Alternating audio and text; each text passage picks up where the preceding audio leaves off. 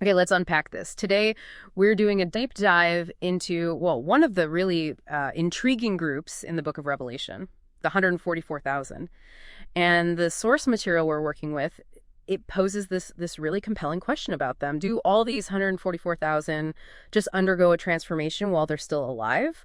Or, do they actually experience death first and then resurrection? So our mission for you today is to explore these different interpretations with us and kind of pull out the core insights. Right. So to set the stage, our source material basically treats the 144,000 mentioned in Revelation 7 and Revelation 14 as the same group. That's foundational. And their activities, they happen during what the source calls the sixth trumpet period, which it lines up with the beast's reign during the first half of the tribulation period, was often called the first heptad. Okay, hold on. Could you just briefly unpack what our source means by first heptad and beast's reign, just for clarity? Absolutely, yeah. So the source defines the first heptad as simply the initial 3.5 years of that tribulation time. It's marked by this dominant global power that's the beast's reign. And the sixth trumpet period is when the 144,000 are really active.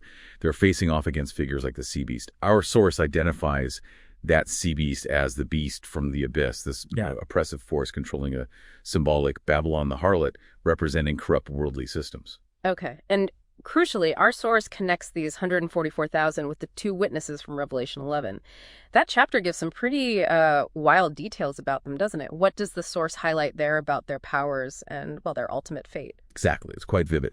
The text describes these extraordinary powers. You mentioned fire from their mouths. Yeah. Also stopping rain, turning water to blood, striking the earth with plagues. And they prophesy for 12,260 days. That's 42 months. But here's the key thing. The text explicitly says they are killed by the beast from the abyss, but then after 3.5 days, they resurrect. They come back to life and ascend to heaven.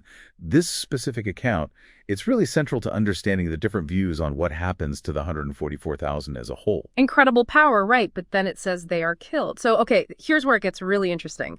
Despite those details you just laid out, our sources actually present competing views on their destiny. What's the first viewpoint? How does it explain this? Well, viewpoint one argues that they all transform without dying. The reasoning hinges on the idea that the 144,000 are sealed. And this sealing, it's interpreted as protection from harm leading to death. So if you're protected from death, you can't technically be resurrected in the usual sense, right? Because you never died. So this view concludes they must all transform while alive. They're seen as actively, smashing beast forces and preaching during that first heptad. Basically untouchable, death-wise. Okay, so the sealing means absolute protection from death. That makes sense as a premise. But like you said, that seems to directly clash with the Revelation 11 account where the two witnesses do die. How does the second viewpoint handle that? Right. Viewpoint 2 takes the opposite stance. They all die and then resurrect. This view looks squarely at the first one and says, well, yes, they're powerful, but the scripture says the two witnesses representing the 144,000 are killed by the beast at the end of the first heptad. Since the text explicitly states they die, this view concludes they must die first, then resurrect. It takes that Revelation 11 passage very directly for the whole group. Okay, so two pretty clear but opposing interpretations. Is there anything else? Yes. And what's fascinating here is a third perspective. It's more nuanced, and it tries to reconcile both ideas. The idea is maybe some resurrect and some transform. This view suggests that during the first heptad, when the beast forces worship, those who refuse and are killed become martyr witnesses. They die, so they're resurrected. But it also suggests that others who refuse the beast, but manage to flee or survive, could potentially transform while still alive. Both groups, though, ultimately receive spiritual bodies in what's called the first resurrection. Ah, okay. So this first resurrection isn't just about rising from the dead in this view. It can also mean a kind of living transformation. And this viewpoint, it also brings up their role as a place of refuge for other believers, right? If all 144,000 die, even for 3.5 days, who's protecting the others? Exactly. That's a key point for this perspective. It asks that question. It argues that some of the 144,000, maybe the first fruits, must survive and transform to keep protecting the saints. Our source does emphasize that the sea beast can only kill the 144,000 after the first heptad ends.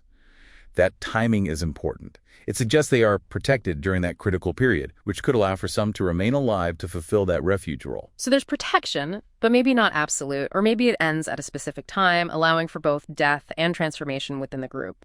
It's complex. So, okay, we've navigated these pretty dynamic interpretations. What's the big takeaway from all this for you?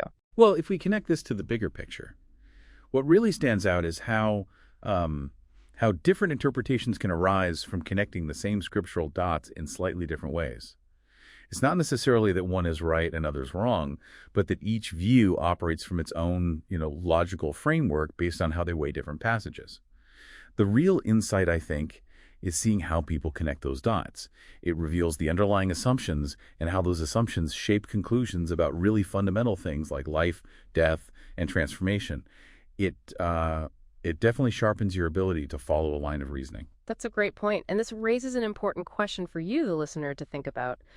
How does grappling with these layers of interpretation where, let's face it, simple answers aren't always easy to find, how does that enhance your ability to be well-informed? Not just about this topic, but about any complex information you run into.